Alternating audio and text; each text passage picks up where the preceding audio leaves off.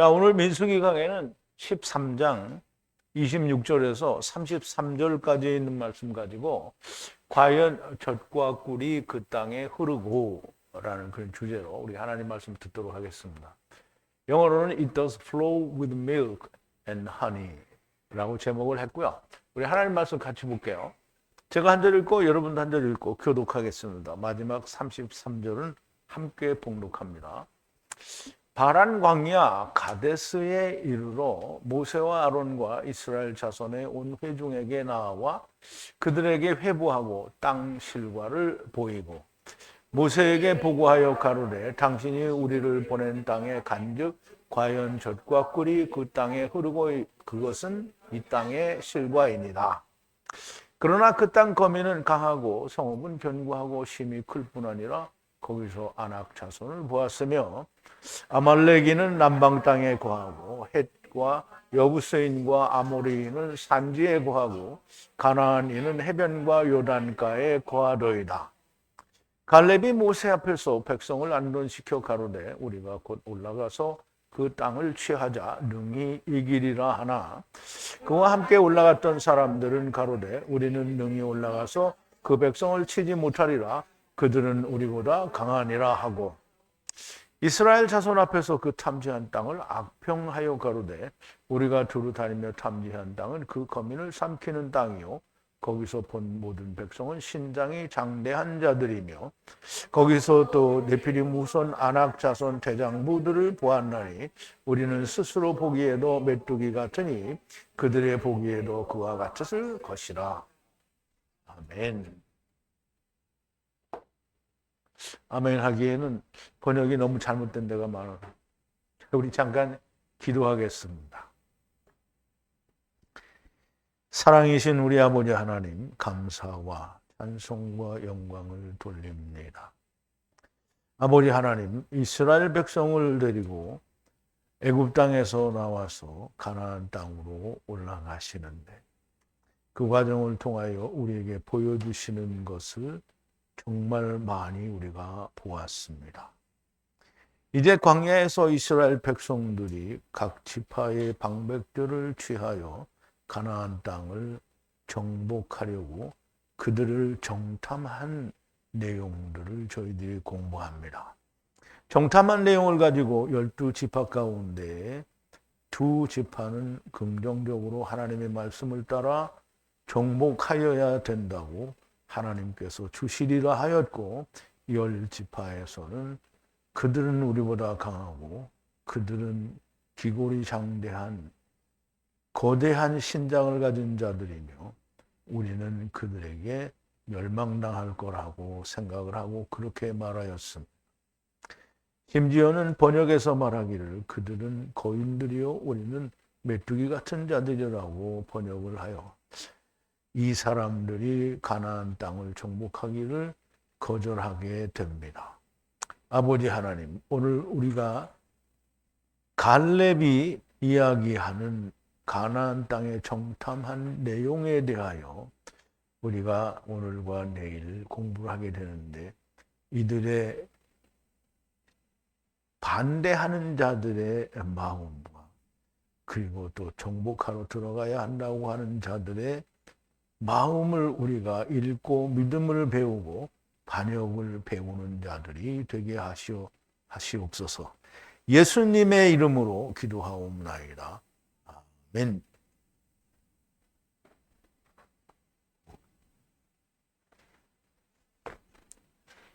자, 과연 젖과 꿀이 그 땅에 흐르고 이제 우리가 그 전에도 들어보면 젖과 꿀이 흐른다라는 말은 그 땅에서 나는 그 농사나 어떤 그 생산이 풍성하고 풍요롭다라고 그렇게 이해를 하는데요.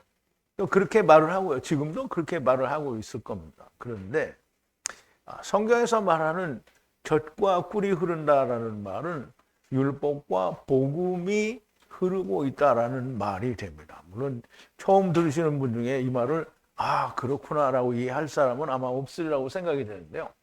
어쨌든 이 말씀을 통해서 우리가 좀 명확하게 정탐한 자들이 본 그 가나안 땅의 모습은 어떠한 건지, 그리고 거기에 거하는 사람들의 모습은 어떠한 건지를 우리가 좀 자세히 살펴보도록 하겠습니다. 그 전에 우리가 지난 시간의 말씀을 좀 되새김을 해볼게요. 이들은 누구냐 하면 이제 12 그 방백들을 말하죠. 모세가 애굽 땅을 정탐하라고 분리하여 보낸 사람들 이름들이라.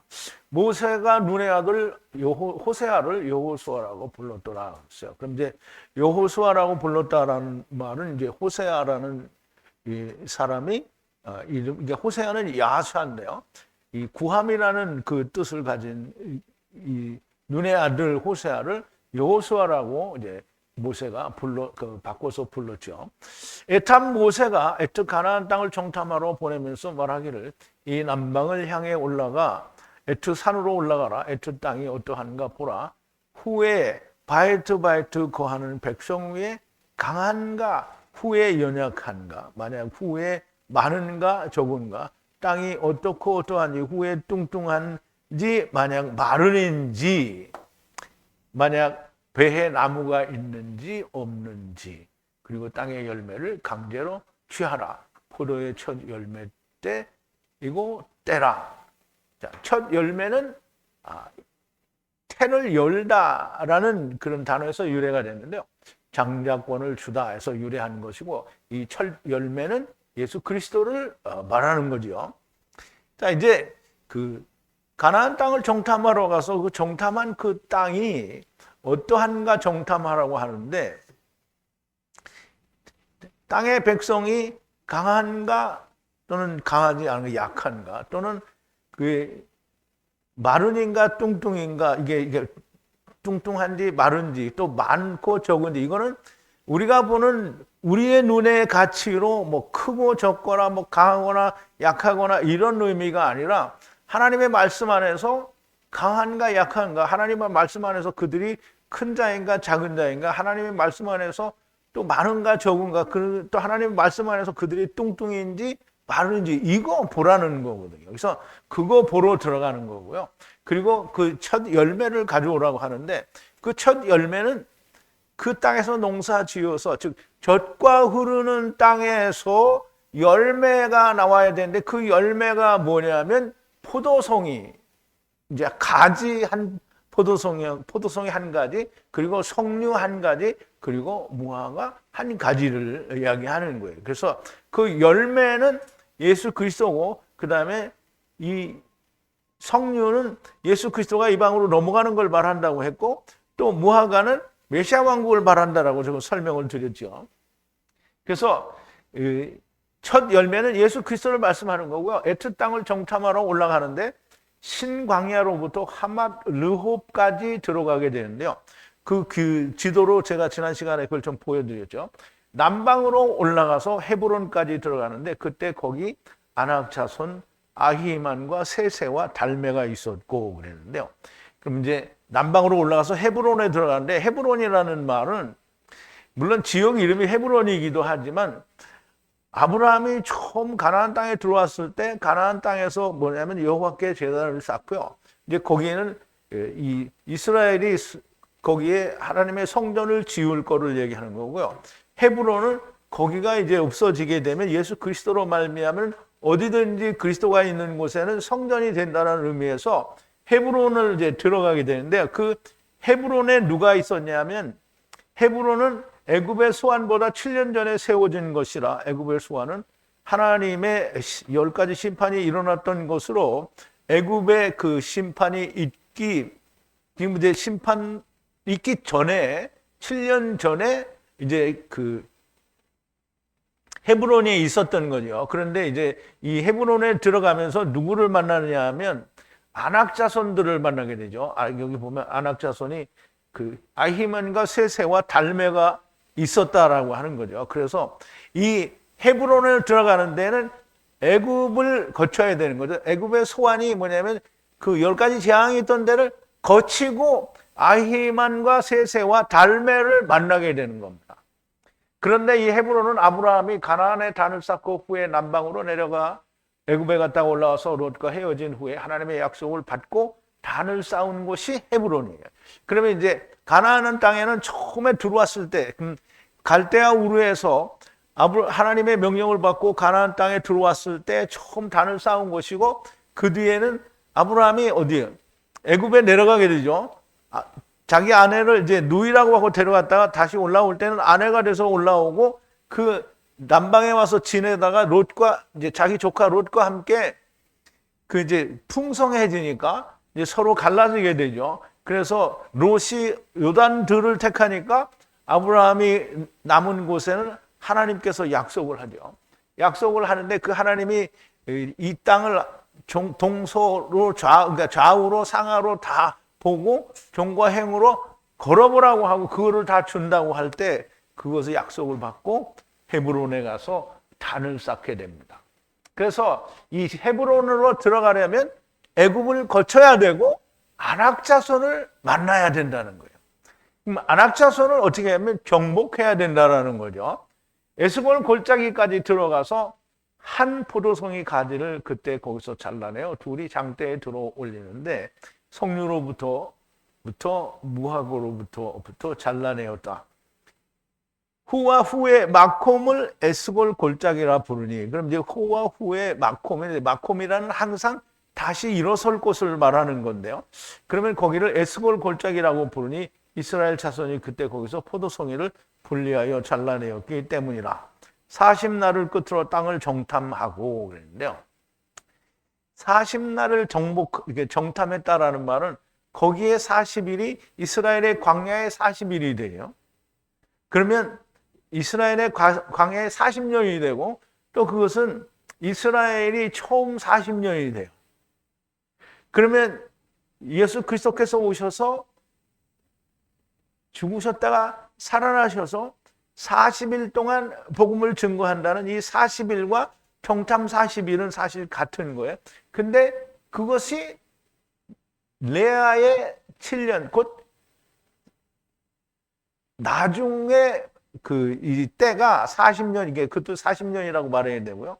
그러면 그게 40년. 그러니까 이스라엘의 처음 때가 40년이고 또 나중 때가 40년이에요. 그래서 40일이 40년 되고 40일이 40년 된다라는, 그럼 40이라는 말은 40으로 끝이 난다라는 얘기예요. 그러면 40으로 모든 게, 그러니까 정탐한 40일 동안의 내용에 땅의 끝이 다 들어가 있다라는 얘기를 하는 거예요.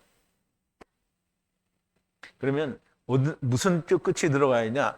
그럼 이스라엘의 처음이죠. 처음 때의 끝이 들어가 있는 거예요. 예수 그리스도 때까지가 다 들어있는 거예요. 그러니까 광야에 40년 동안 행했던 거를 이스라엘이 예수님 오실 때까지 똑같이 행하는 거를 말을 하는 거예요.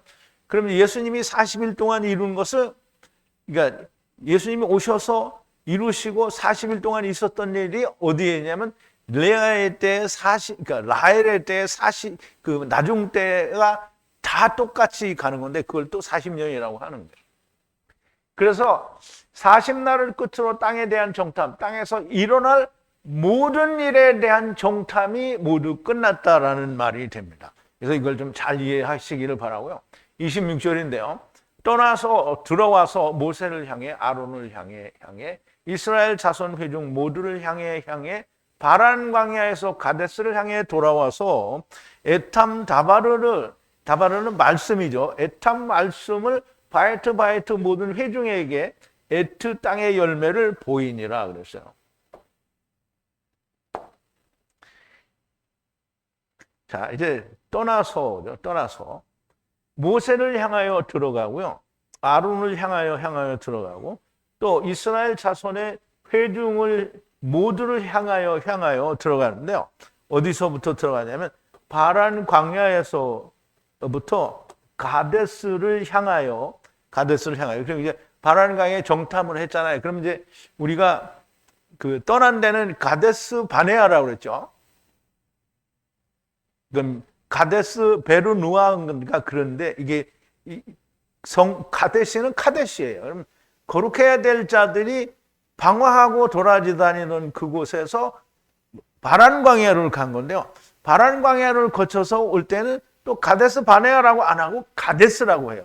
그게 굉장히 중요한 거예요. 가데스는 뭐냐면 카데시예요. 그냥 우리가 아는 카데시, 거룩한 거에 거룩한 거. 그리고 카데시로 돌아왔어요. 그래서 에탐 말씀으로 바에트 모든 회중에게 에트 땅의 열매를 보였단 말이에요. 그러면 이제 이 내용을 그냥 말로 우리가 설명은 제가 해드렸는데 말로 쓰려면 이게 참 굉장히 어려워요. 그러니까 다시 한번 좀 설명을 그러니까 다시 한번 설명은 지금 풀어놓은 말씀에서 드릴게요. 40날 동안의 바란 광야 가나안 땅을 정탐하고 돌아와 모세에게 한 번 들어가게 됩니다. 아론과 이스라엘에게는 모두에게는 두 번씩 이렇게 한 번 들어가고 또 한 번 들어가게 되는 건데요. 가데스 바네아에서 떠났는데 카데시죠. 그러니 카데시 바네아 이게 바네아를 풀어서 쓰질 않는데 카데시 바네아에서 카데시로 돌아온다라는 말은 약속하신 땅 가나안 땅에 들어가려면 거룩한 자가 되어야 된다라는 뜻이 됩니다. 에탐 말씀으로 바에트 모든 회중에게 에트 땅의 열매를 보였는데 그 에트 땅의 열매는 무엇입니까? 그러니까 한 가지죠. 한 가지, 두 가지, 세 가지 이런 게 아니고요. 한 가지, 이게 종류가 아니라 한 나무 가지를 말하는 거죠. 한 나무 가지 포도송이와 석류와 이것도 석류도 동일한 한 가지를 말하는 거고 무화과도 한 가지를 말하는 거예요. 그 무화과를 보여주는 건데요. 첫 열매와 석류 그리고 무화과.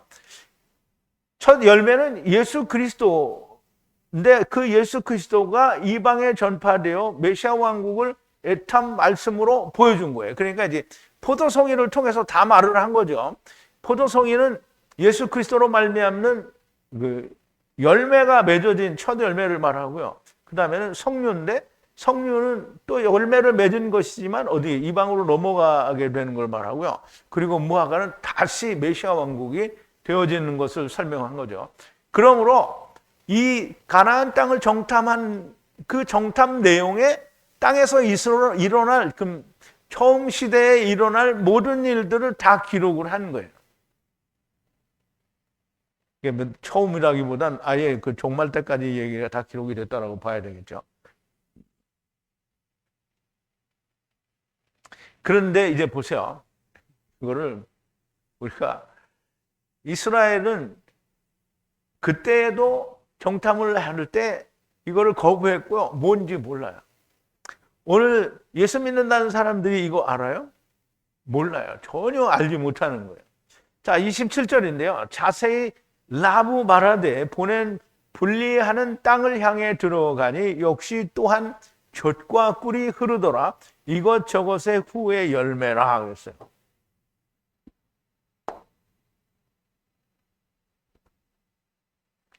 자, 사페르인데요. 바이사페르인데요.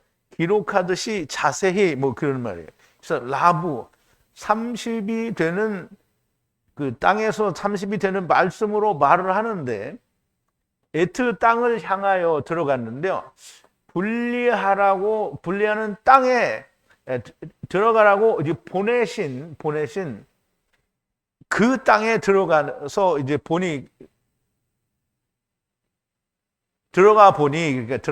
향하여 들어가 보니 또한 역시 젖과 꿀이 흐르더라 그랬어요.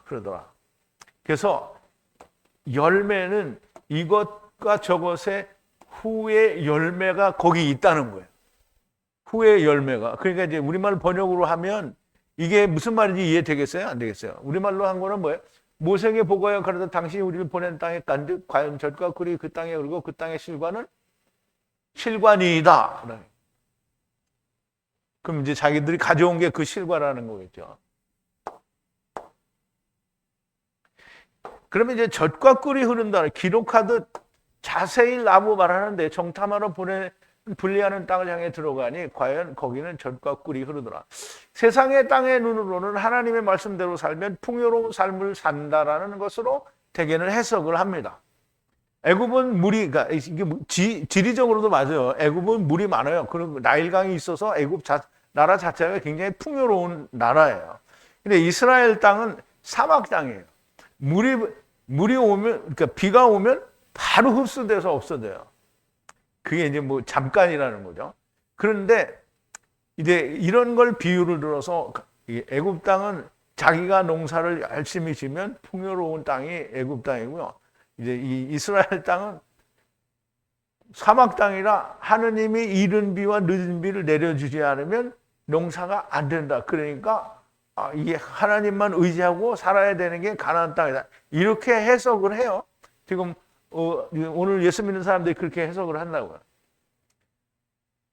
그러므로 하나님 말씀을 순종하여 살면 풍요로운 삶을 살게 된다라는 것으로 그렇게 해석합니다. 땅의 풍요와 풍성으로만 해석을 하게 됩니다. 그러나 하나님의 말씀에서 젖은 율법이고요, 꿀은 복음입니다. 이것이 흐르더라는 말인데요, 하나님께 영원히 땅이 삼켜질 때까지 젖과 꿀이 흐릅니다. 가나안 땅에 흐른다라는 말은 세상에 그게 있다라는 거죠. 그러나 인생들에게는 자기가 살아있을 동안에만 흐르는 거예요. 아니, 세상이 있어도 내가 죽으면 세상이 나하고 무슨 상관이 있어요? 없죠. 그러니까 젖과 꿀이 흐르고 있어도 내가 죽고 나면 그 젖과 꿀이 나에게 해당이 안 돼요. 어디로 가니까? 음부로 가니까. 또 이루어진 자에게는 더 이상 젖과 꿀이 흐르지 않아요. 왜? 자기 안에 다 있는데, 이루어져서 있는데 뭐 흘러요. 그래서 내 안에 있으니까 어떻게 해요? 천국의 제자된 서기관처럼 옛것과 새것을 꺼내올 수 있는 거죠. 젖과 꿀의 열매는 예수 그리스도를 말합니다. 땅의 풍요와 함께 율법과 복음을 말씀하는 겁니다. 이게 제가 밑줄을 쳐놓은 이유가 원고가 조금 바뀌었기 때문에 밑줄을 쳐놓은 거예요. 여러분이 가진 원고하고 얼마큼 다른지 확인해 보세요. 28절인데요. 그러나 땅에 거하는 백성은 강하고 성은 요새이고 크고 매우 많으며 또한 역시 아낙 자손을 거기서 보았느니라 그러는데요.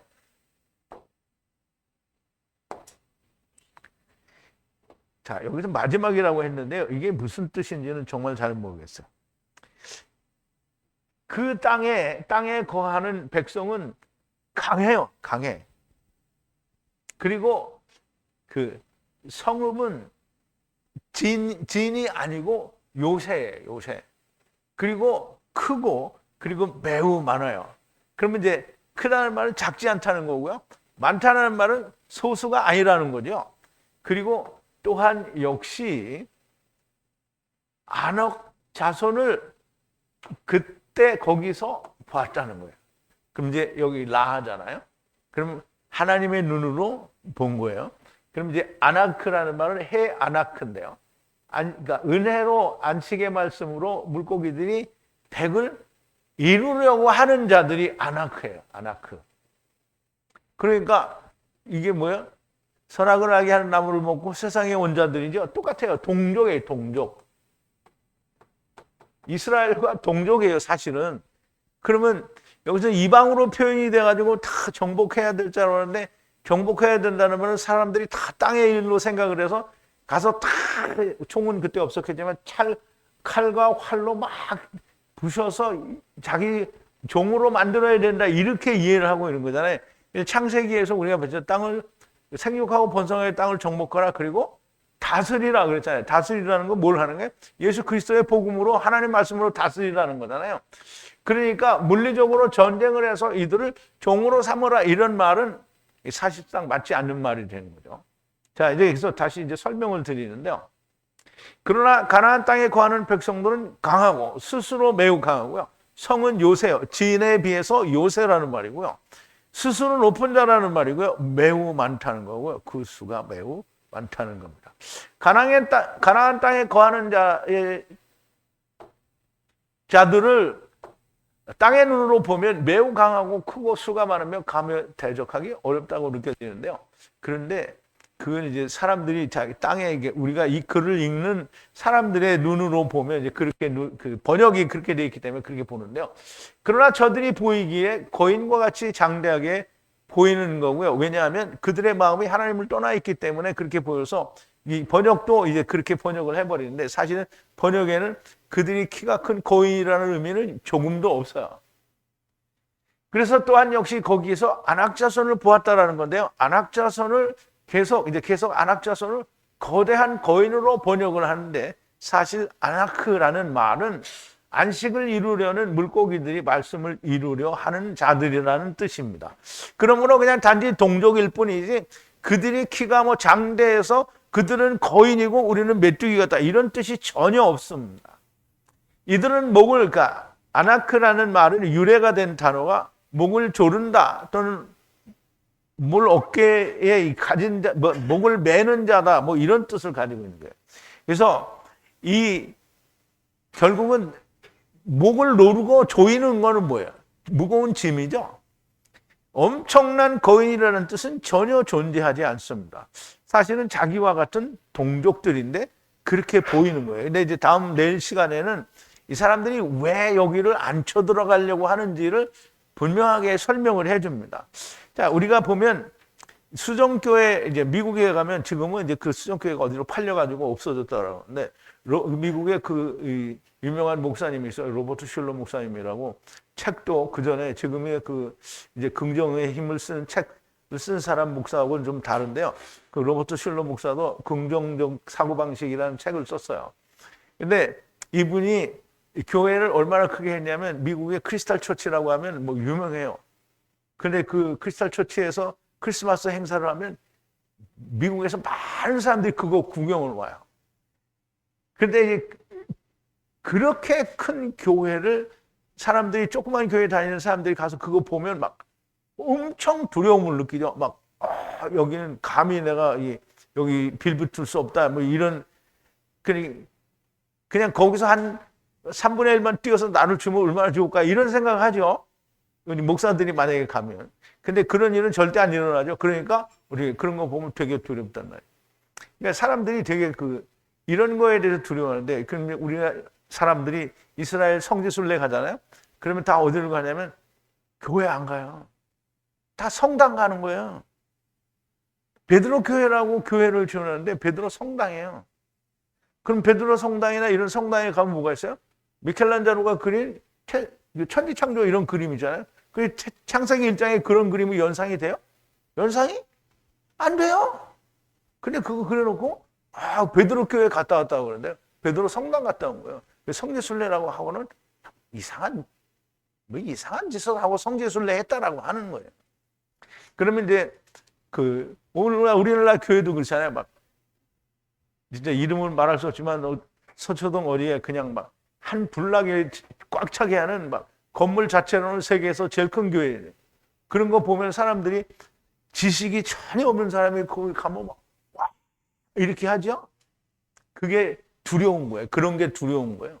그러면 자기하고 똑같은데 엄청나게 크고 이러잖아요. 그럼 두려운 거예요. 자, 29절인데요. 아말렉인은 남방 땅에 거하고 해쪽 속 여부스 사람, 아모리 사람은 산에 거하고 가나안 족속은 바다 위에 거하고 요단 손 위에 거하더라. 그랬어요.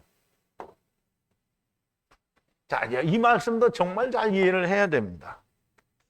아말렉 사람들은 남방 땅에 거하고, 남방 땅은 마른 땅이라는 얘기고요. 광야라는 뜻을 가지고 있고요. 그리고 해쪽 속과 여부스 족속과 아모리 족속은 산에 거하는 거예요. 산에 거하고. 그리고 가나안 족속은 바다 위에 거하는데요. 바다는 뭐죠? 소금물이죠? 소금 언약을 말해요. 소금 언약을 말하고요. 근데 이 모든 사람들이 이제 남방에 거하고 산에 거하고 바다에 거하는 이 모든 사람들이 요르단 손 위에 거한다라는 거예요.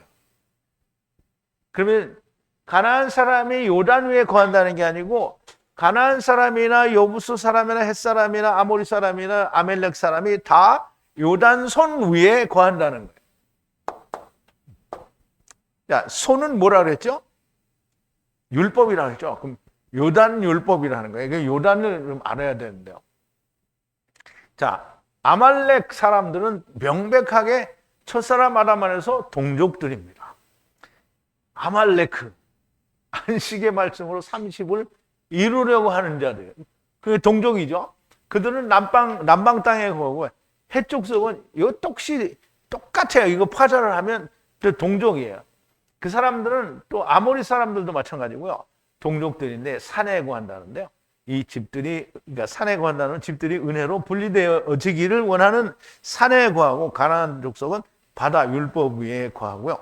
또 이 모든 자들이 어디에? 요단 손위에 거한다 그러는데, 우리가 요단은, 그러니까 우리가 요즘 발음으로 하면 요르단인데 영어로 하면 요르단이고요. 그냥 히브리 발음으로 하면 요단이에요. 요단. 요단은 내려오다에서 유래가 된다는데, 이 내려오다라는 말은 예레크인데요. 예레크는 어디에서 내려오냐면 하늘에서 내려오는 것을 말해요. 그래서 이제 우리가 요단강을 건너왔다. 그리고 또 우리가 요단강을 건너간다. 이렇게 말하면 어떻게 해요? 우리 이제 요단강을 건너왔다라는 말은 안 하죠. 그런데 요단강을 건너왔다라는 말이 뭐냐면 이불이에요. 이불이. 그러면 이스라엘 백성들은 이불이 백성이잖아요. 그럼 요단강을 건너온 백성인데요. 요단강을 이스라엘 나라에 있는 요단강을 건너온 게 아니고요.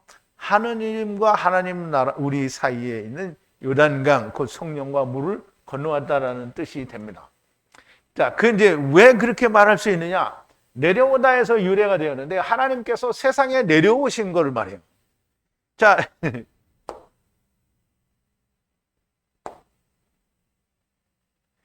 창세기 11장인데요. 이제 창세기 11장에는 사람들이 그 평지를 만나서 바벨탑을 쌓는 사건이 나오죠. 창세기 18장인데 여호와께서 또 가라사대 소돔과 고모라에 대한 여기는 다른 거고요. 자, 여호와께서 이 11장은 바벨탑 쌓는 거를 지금 여호와 하나님께서 보려고 내려오시는 걸 말해요. 그래서 여기 내려오는데 여기가 예라크예요. 하나님이 내려오신 거예요. 어디서부터? 하나님은 어디서 내려와요? 하나님이 요단강 저편에서 이쪽으로 건너와요? 하나님 나라에서 내려온 걸 말하는 거고요. 여호와 하나님께서 보려고, 에트 성읍을 보려고, 바이트 망대, 이렇게 바벨탑을 보려는 거예요. 사람들 자손들이, 아담의 자손들이 분리하여 망대를 세우는 것을 보려고 하나님이 내려오셨다는 얘기예요. 그럼 하나님이 어디에서 내려와요? 하늘에서 내려오고.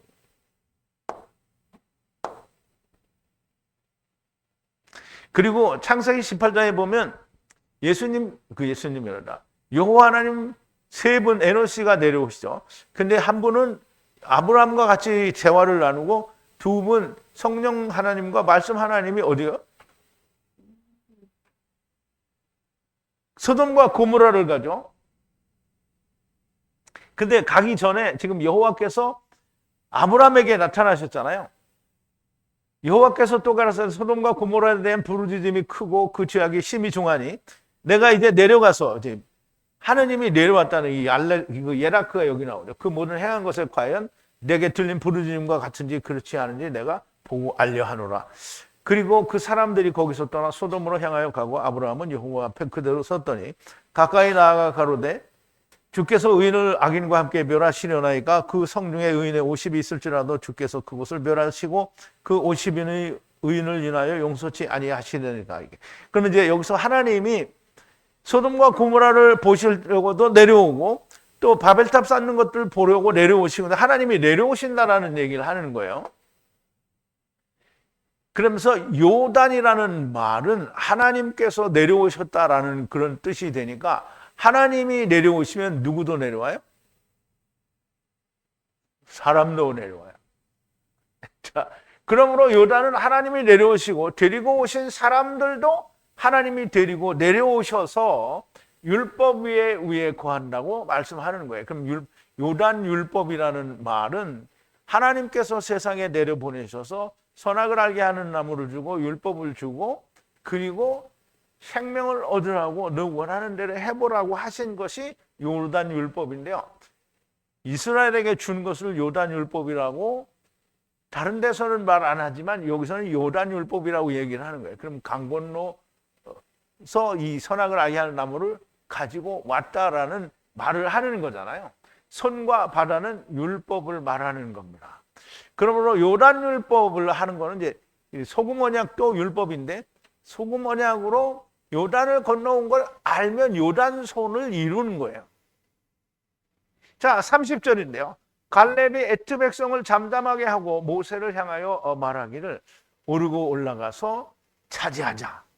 에트하임으로 하나님이 400세겔을 내시는 은혜로 말씀하시는 것이므로 라해 30의 은혜로 할 수 있고 할 수 있다라고 했어요. 자, 갈렙이 침묵하게 만들었어요. 잠잠하게 만들었다는 말이죠. 누구를? 에트 백성들을 잠잠하게 하고 모세를 향하여 바이 아마로 말을 하게 올라가고 올라가서 우리가 그것을 차지하자. 에트하임으로 할 수 있고 할 수 있는데 하나님이 은혜를 주시면 할 수 있는 거다라는 거죠.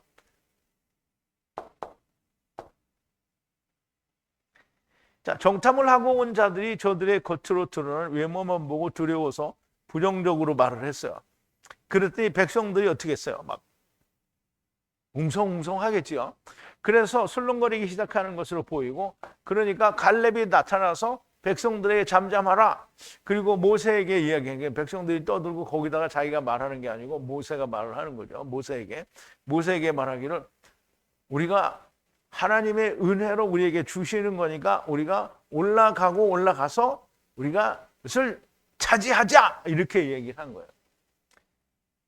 그래서 갈렙이 백성들에게 잠잠하라고 하고 모세를 향해 가로되 오르고 올라서 차지하자. 여호와께서 아브라함 때부터 약속하시고 애굽에서 건져내시고 광야를 지나 오시면 많은 기적들과 표적 오시면서 많은 기적들과 표적으로 보여주셨으며 여호와께서 주시는 것이니 믿음이 있는 갈렙에게는 그냥 말씀대로 올라가서 차지하면 되는 겁니다.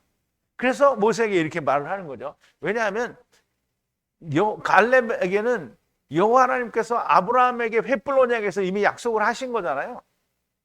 그리고 애굽에서 나올 때 10가지의 이 심판을 보셨고 또 홍해를 지나왔고 광야에서도 수없이 많은 기적들을 봤잖아요. 그러니까 갈렙은 너무나 명백하게 하나님이 우리에게 은혜를 주시는 거니까 들어가자. 그러면 우리가 무조건 우리 거가 된다. 라고 믿는 믿음이 있었고요. 물론 여호수아도 당연하죠. 자, 그런데 31절에 함께 분리하여 올라갔던 사람들은 말하기를 백성들을 향하여 올라갈 수 없다. 후로부터 강하기 때문이라 라고 말을 하는 건데요. 근데 이제 할 수 없다라는 게 여러분들은 그냥 땅의 눈으로 보면 이게 진짜 이 기골이 장대한 거인족들이고 우리는 거기에 비해서 근데 실제로 아낙 사람들이 아무리 크지만 우리는 메뚜기고 걔네들은 막 거대하고 이렇게 보이진 않죠. 그러니까 이거 거짓말인 거예요. 그 의미도 상당히 달라요. 자, 그래서 분리하여 올랐던 사람들, 함께 올라갔던 사람들이 말하기를 할 수가 없다. 올라가서 백성들을 향하여 올라갈 수가 없다는 거예요. 왜냐하면 후에 강한 것이므로 그들로부터 후에 강한 것이므로 후에 강하다라는 게 뭐냐면요. 첫 사람 후에 강한 거는 뭐죠? 뚱땡이죠. 지금 뚱땡이이기 때문에 우리가 올라갈 수 없다는 거예요. 근데 사실 우리는 뚱땡이가 무슨 뚱땡이인지 알잖아요. 그런데 세상 눈으로 보면 그 뚱땡이가 뭐예요? 막 근데 사실 엄청난 거인이라는 의미도 없어요. 네피림이라는 단어는 거인이라는 단어 의미가 없어요. 자, 여호수아와 갈렙을 제외한 자들 말하기를 백성들을 치기 위해 올라갈 수 없다고 하는데요. 그들은 후로부터 강하기 때문이라는 것이고요. 저들의 강함은 뚱땡이의 강함이라는 걸 우리가 아는데요. 그런데 이 뚱땡이의 강함이 엄청납니다. 뚱땡이의 강함이 엄청나다니까 그럼 너는 뭐가 이렇게 엄청나냐 나보고 물어볼 텐데요. 뚱땡이의 강함은 정말 엄청납니다. 얼마나 엄청나냐면 예수님도 죽이죠. 제자들도 다 때려잡죠. 그러니까 엄청나게 강한 거예요. 뚱땡이한테는 아무리 얘기해봐야 어떻게 들어요? 안 들어요. 그럼 유대인들이 지금까지도 안 듣잖아요. 이방인들이 지금까지도 안 듣잖아요. 그러니까 이제 이방인들의 지금 아직 기회가 있는 시간인데도 안 듣잖아요. 그럼 이제 하나님이 여기에 있는 이 사람한테 진리를 지금 알려주셔서 다 선포하는데 듣는 빈대가 이렇게 많잖아. 내일은 조금 더 오겠지만. 근데 엄청 아무도 안 듣는 거잖아요. 그러니까 얼마나 강해요. 그거 강화되는 거지 뭐 엄청 커가지고 힘이 강화되는 게 아니에요. 정말 진짜 뚱땡인 거예요. 이게 진짜 뚱땡인 거예요. 그들이 거인이어서가 아니라 얼마나 강팍한지 아무것도 들어가지가 않습니다. 그런데 이들은 저들을 거대한 거인이라고 말을 하는 거예요. 자, 32절인데요. 나가서 에트하 정탐한 분리하는 땅을 중상해 이스라엘 자손들에게를 향하여 말하되 분리하는 은혜의 땅에 넘어가 정탐하니 후에 거하는 자들은 에트하 땅을 삼키는 자들이요 모든 분리하는 백성을 보니 물 가운데서 청량하는 사람들이라. 그 이제 우리말 번역하고 제가 한 거하고 너무 다르죠. 자, 우리말 번역을 먼저 한번 좀 볼게요. 이스라엘 자손 앞에서 그 탐지한 땅을 악평하여 거르되 우리가 두루 다니며 탐지한 땅은 거민을 삼키는 땅이요 본 모든 백성은 신장이 장대한 사람들이라 그랬어요. 근데 신장이 장대하다는 말은 없어요. 네, 이제 보죠. 나가서 이제 나갔다는 게 그러면 이제 정탐해서 갔어요. 이게 중상하여 분리하고 정탐한 땅을 중상하는 게 모략한다. 그러니까 말하자면 악평했다라는 말로 우리는 번역하는데 에트하 이스라엘 자손들을 향하여 말하기를. 그럼 이제 갈렙이 말을 했는데 이게 이제 그 사람들이 그러니까 말하자면 다른 10명들이 얘기하는 거예요. 우리가 분리하는 땅으로 넘어가서 바하 정탐을 하니 후에 거하는 백성은 그 땅을 에트하 땅을 삼키는 자들. 땅이 그들을 삼키는 게 아니고요. 사람이 그 땅을 삼키는 거예요. 그럼 사람이 땅을 어떻게 삼키냐? 땅을 사람이 먹을 수 있어요? 없어요? 땅의 열매를 먹는다라는 거예요. 그 땅의 열매를 먹는다. 그리고 모든 백성들이 분리하는 백성들을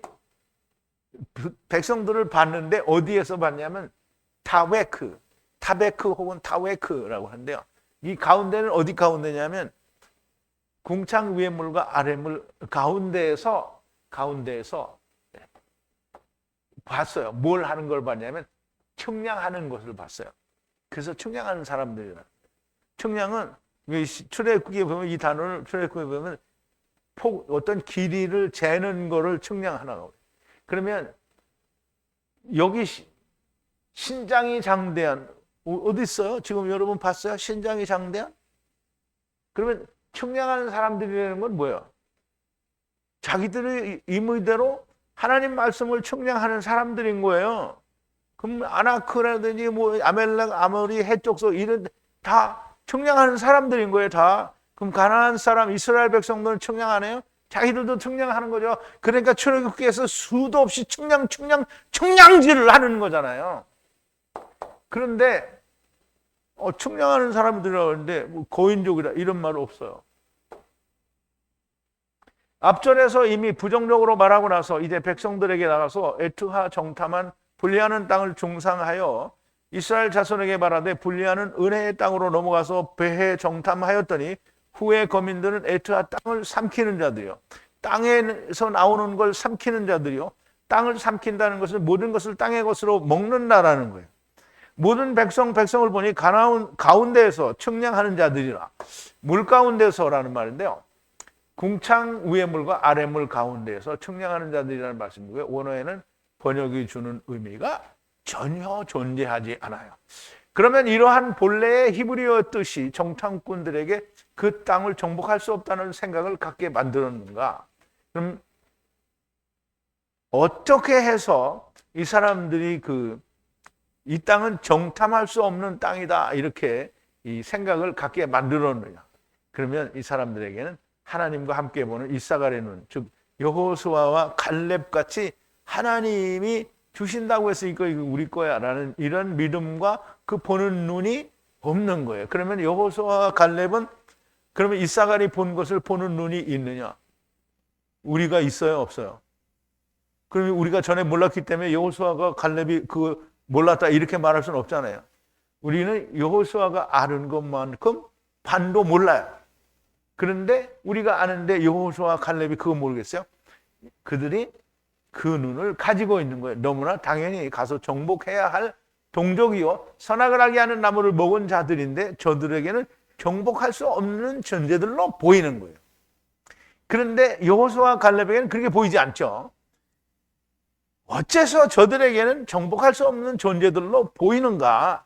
일단 믿음이 없어요.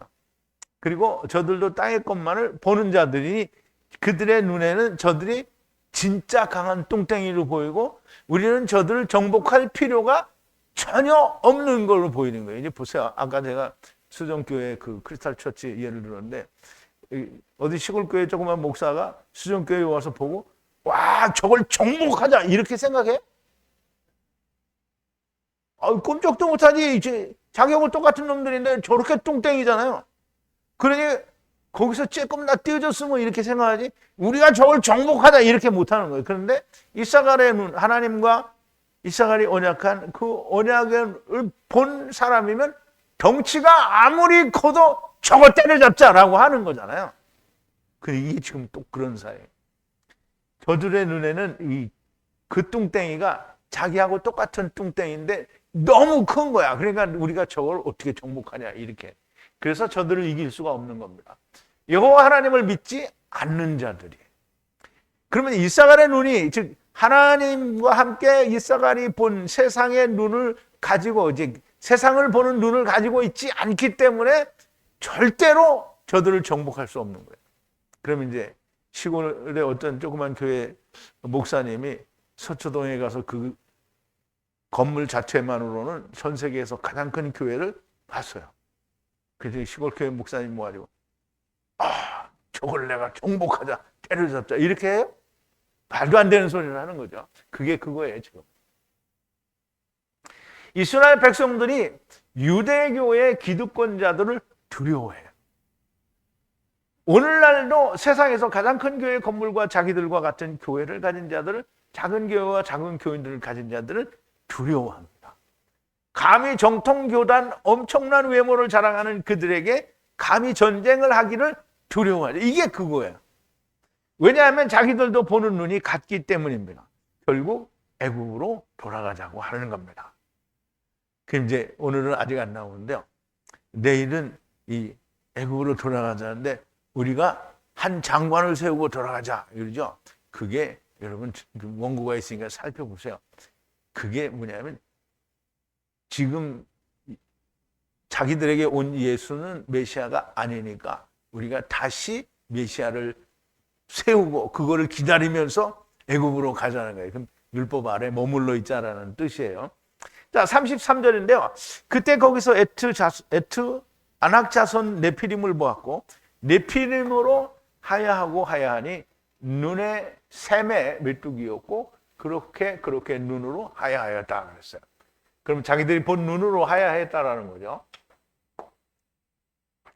그때에 여기서 봤어요. 뭘 봤어요? 네피림을 봤어요. 이게 거인 아니고요. 네피림을 봤어요. 그럼 아낙 자손은 네피림을 봤는데요. 그것으로부터 네피림 거인 아니고요. 네피림으로 하야하고 하야하였다. 그 눈에 메뚜기였다는 말이죠. 그 눈에 메뚜기였고요. 눈에 하야한 대로 그렇게 메뚜기가 됐다는 거죠. 근데 우리가 메뚜기라는 것도 알아야 되고요. 메뚜기는 우리가 그 옛날에 어려서 시골에서 우리가 제가 시골에서 농사를 지었다라는 게 아니라 이제 시골에 가면 우리가 농사를 짓지 않아도 농사 지은 곳에 보면 벼메뚜기가 많아요. 그 초록색으로 조그맣은데 그거 잡아다가 다 튀겨먹고 프라이팬에 튀겨먹고 그러죠. 그런 메뚜기를 말하는 게 아니고요. 사람 메뚜기를 말하는 거예요. 이게 사람 메뚜기를 이게 조금 이따 설명할 테니까 이제 보세요. 메뚜기는 울타리 안에서 율법을 가지고 문으로 나가려고 하는 자들을 메뚜기라고 하는 거예요. 그래서 이제 보세요. 설명을 드릴게요. 울타리, 그때 거기서 안악자손들이 떨어진 자인 것을 보았고, 떨어진 자들로 하야하고 하야하는 곳이고, 말씀의 눈으로는 메뚜기였고, 말씀의 눈으로 그렇게 떨어진 자들은 메뚜기로 하야하고 하야하는 것이라는 말씀입니다. 그러면 이제 메뚜기라는 걸 우리가 좀 알아볼게요. 이사야서 42장에 보면 하나님께서는 어디에 계시고 사람들은 어디에 있는지 이제 그걸 좀 설명을 하는 건데요. 그는 땅 위에 궁창에 앉으시니 땅의 거민들은 메뚜기 같으니라. 그가 하늘을 차일같이 펼쳤으며 거할 천막같이 베푸시느니라 그랬는데요. 땅의 경계죠. 땅의 원 위에 경계, 위에, 그 원 위에, 경계 위에 거하셔, 야사부, 거기에 앉아 계셔요. 누가? 하나님이. 그리고 메뚜기가 거하는 그곳을 위해서 하늘을 휘장, 차일같이 펼쳤어요. 뻗었단 말이에요. 그 차일은 이게 커튼 같은 거를 말하는데요. 하늘을 하나님이 이렇게 하늘을 쳤단 말이에요. 이렇게 하느님 안에다가 이렇게 하느님이 그 궁창 위에 거하시고 그 차일을 펴신 거예요. 그리고 거할 장막으로 펼쳤다는 말이에요. 그럼 이제 이 말은 무슨 말이냐면 하나님께서 땅 위에 궁창 위에 그 경계를 하나님이 하늘이라는 걸로 이렇게 펼치셨는데 그것을 휘장같이 펼쳤다는 거예요. 휘장, 커튼같이 펼쳤는데요. 왜냐하면 이 안에 사람이 거하는 메뚜기가 거할 천막이 장막이 되게 하기 위해서. 그래서 장막이죠. 그러면 세상이 장막이라는 얘기예요. 장막. 장막은 뭐죠? 오헬인데요. 오헬은 장막을 말해요. 장막은 성전을 말하는데요. 그래서 창세기 1장에 보면 뭐라 그러죠? 베레시트라고 하죠. 레시트인데 베레시트예요. 그러면 시작인데 하나님의 집의 시작이에요. 그러므로 하나님의 집, 세상이 곧 하나님의 집이 되어야 된다라는 말이에요. 하나님의 집이 되어야 된다는 거예요. 그래서 하나님의 집이 되는데 어떻게 하나님의 집이 되냐? 땅에 있는 모든 것들이 세상을 버리고 어디에? 아버지께로 와야 세상이 하나님의 집이 되는 거예요. 그래서 하나님의 집이 되면 뭐가 되는 거죠? 새 하늘과 새 땅이 되는 거예요. 자, 이제 보세요. 하느님이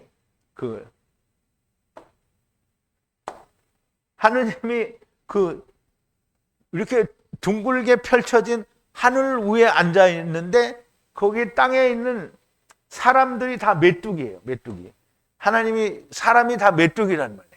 그 메뚜기가 우리 곤충 메뚜기가 아니고 사람이라는 거예요. 사람이 뭐라고요? 울타리 안에서 율법을 가지고 문을 찾아가는 거예요. 그러니까 우리는 메뚜기 같다라는 말은 사람들이 거꾸로 번역을 한 거죠. 메뚜기 같다라는 말은 하나님이 우리를 울타리 안에 보내서 하나님의 말씀으로 문으로 들어가려고 하는 자들이 메뚜기라는 말이에요. 그러니까 메뚜기같이 작다 이런 뜻이 아닌 거예요. 자, 울타리 안에서 율법으로 문으로 들어가려는 자들인데 사로잡혀가야 하는 말씀을 가진 자들이라는 말씀이 메뚜기라는 말이에요.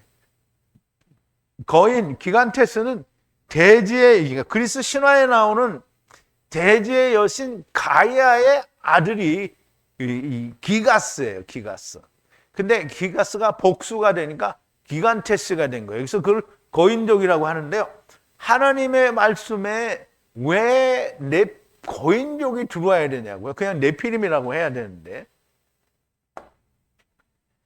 근데 언제 이 그리스 신화가 들어왔느냐? 언제 들어왔느냐? 히브리어 구약을 헬라어로 번역을 할 때 들어왔습니다. 번역을 하나님의 말씀으로 여기지 않으면 거인족이라는 것을 받아들이지 않게 됩니다. 그런데 번역도 하나님의 말씀이라고 하니 거인족이 하나님의 말씀이 되는 겁니다. 그러니까 이제 우리가 번역을 참고는 하되 버릴 건 다 버려야 된다는 말은 이거인 거예요. 이게 본래 히브리어에서는 네피림이니까 거인족은 틀렸다 이렇게 하고 거인족을 고치고 떨어진 자 네피림이라고 이해를 하면 그러면 문제가 없어요. 그런데 거인족을 하나님의 말씀이다라고 하니까 어떤 그 킹제임스 성경을 막 신봉하는 어떤 목사님처럼 거인족의 흔적을 찾아서 막 열심히 고고학자들하고 찾아다니는 거 똑같은 거예요. 거인족은 하나님의 말씀이 아니에요. 번역된 거예요. 그러니까 본래 히브리어 원어의 뜻은 떨어진 자들이라는 거예요. 떨어진 자들. 그럼 어디서부터 떨어졌겠어요? 하느님이 분명히 내려왔잖아요. 하늘에서 내려왔잖아요. 그러면 떨어지는 거 어디서 떨어졌겠어요? 하늘에서 떨어진 자들. 번역은 하나님의 말씀이 아니고요. 네피림, 이게 여기 네피림인데 이제 발음은 네필이라고 하는데요. 네피림이라는 단어의 사전적 뜻은 벌목꾼이에요.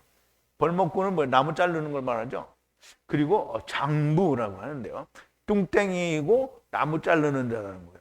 나무를 자르는데 전부 선악을 하게 하는 나무를 자르는 자들인 거죠. 생명나무를 잘라야 되는데 벌목꾼이라는 말은 생명나무인지 선악을 하게 하는 나무든지 자르는 놈이라는 말이고요. 나팔의 사전적 뜻은 떨어지다, 넘어뜨리다, 도망자다라는 뜻에서 유래가 됐으므로 네피림은 나팔에서 유래가 된 것이고요.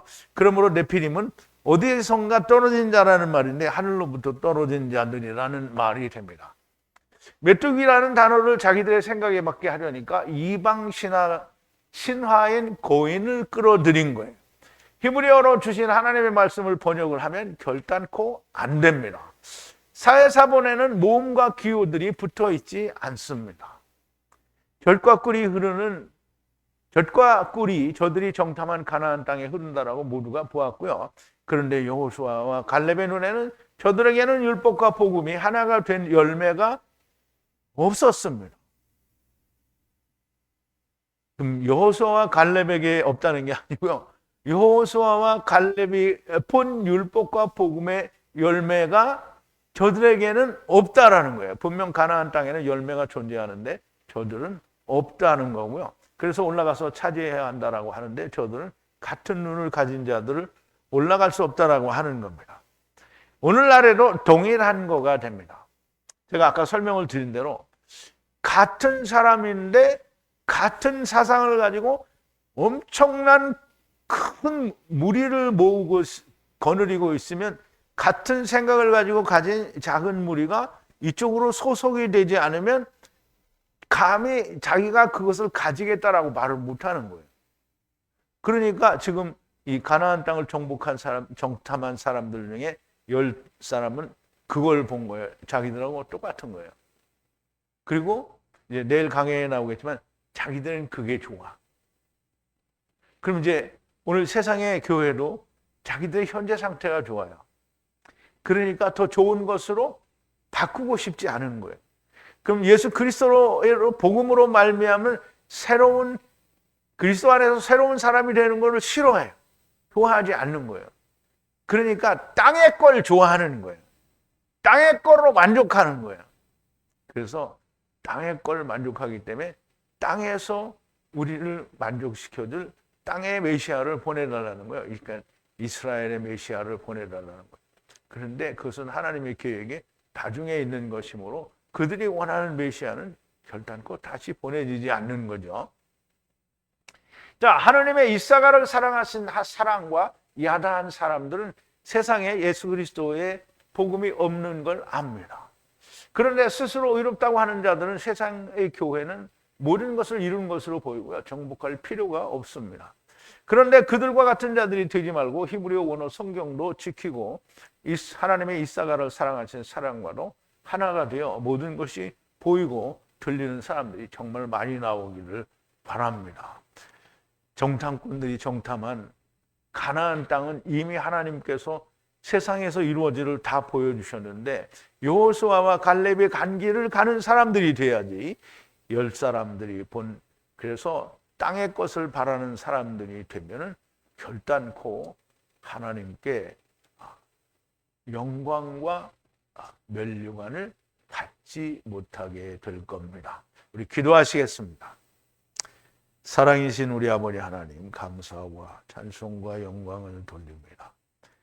이스라엘의 각 지파의 두령들 곧 방백들이 가나안 땅을 정탐하고 가나안 땅에 대한 정확하고도 올바른 이해를 가지고 왔사온데 여호수아와 갈렙은 하나님의 명령대로 우리가 차지하여야 한다라고 하였고 이스라엘의 10지파들은 할 수 없다라고 하며 저들은 거인과 같고 우리는 메뚜기 같다라고 말하며 저들을 결단코 저들을 정복할 수 없다라고 말을 하고 저들을 대적하는 것을 볼 수가 있습니다.